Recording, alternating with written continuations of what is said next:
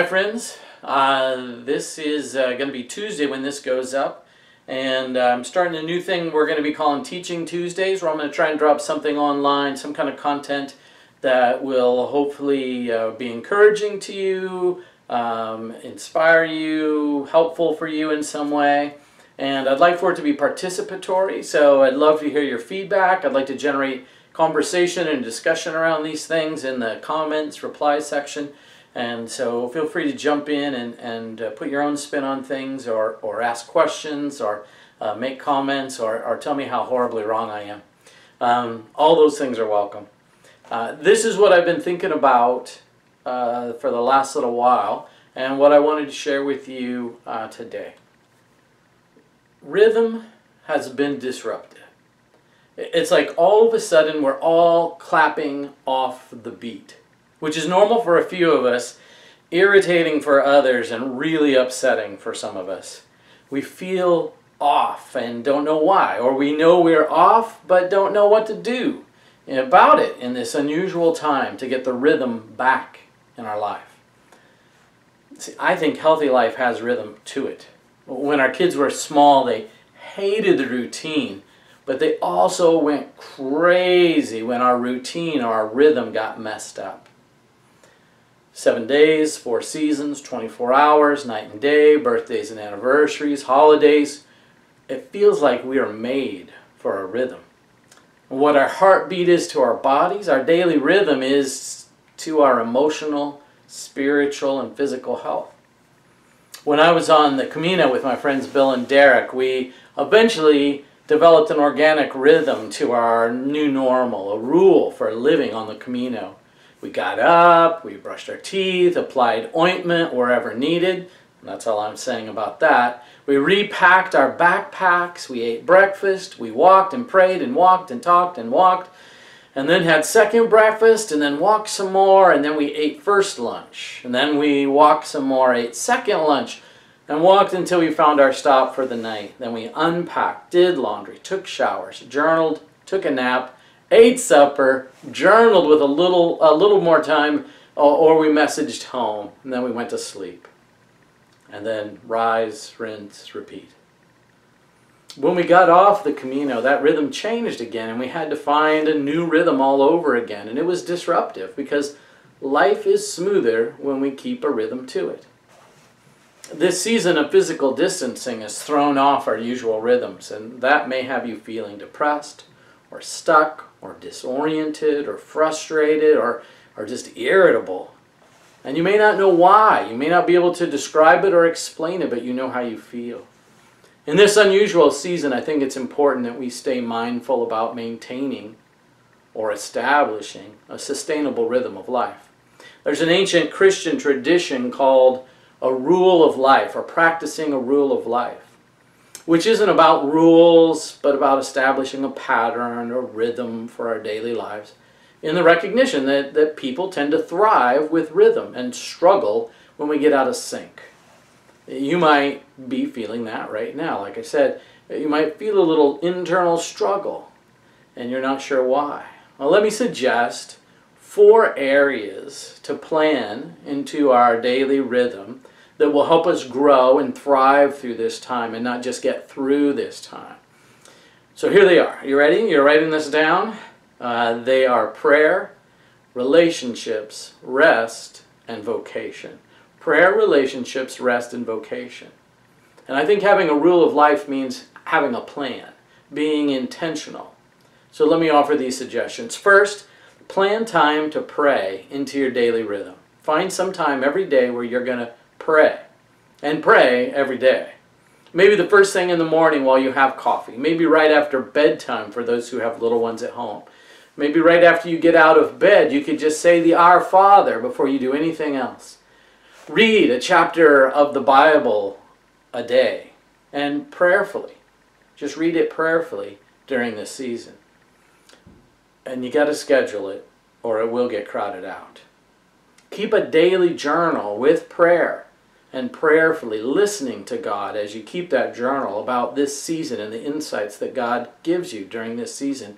Read through the Psalms one a day during this time. Now, I'm not saying do all those things necessarily, but do one of those things or some of those things and make them a rhythm, a part of your everyday, a new normal.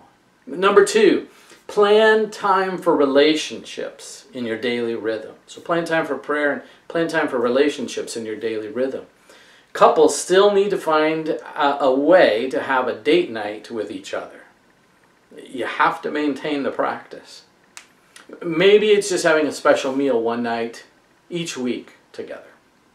But make sure you're still dating. Use FaceTime or Zoom or Google Hangouts to connect with faraway family and friends in order to see their faces as you talk. Play board games together as a family or as a couple. Put puzzles together. Play games online with others. If you're home alone, go online and play games with other people. Or get somebody on the phone and have them play a game on their end that you can join from your end. Have one-on-one time with your children right now. Instead of just everybody always together, spend some time where it's just the two of you or you and your child together. And remember to check on your friends who are far away from you. Make sure that you touch base with them and see how they're doing, especially our single friends. Let's make sure we reach out and connect. Number 3, you have prayer, relationships. Number 3, plan for rest in your daily rhythm. We still need to plan rest into our daily rhythm. It's going to be very easy to ignore rest when so many of us are at home. It's just going to all start to blur all day long between rest and family and people and things. And we need to make sure we carve in some time designated for rest. We need to build this rest into our lives for reflection and for exercise and for healing and for naps, for blessed naps. Jesus rested. He napped. Naps were a part of his rhythm of life, even if he was on a boat in the middle of a storm. It's a holy practice. And this is important if you're working from home. Set boundaries on work hours and keep your margins so work and home don't blend into a single new way of living. Keep them separate. Keep your margins. Designate time. For my time in Spain, I would encourage you to fit siesta into your daily rhythm.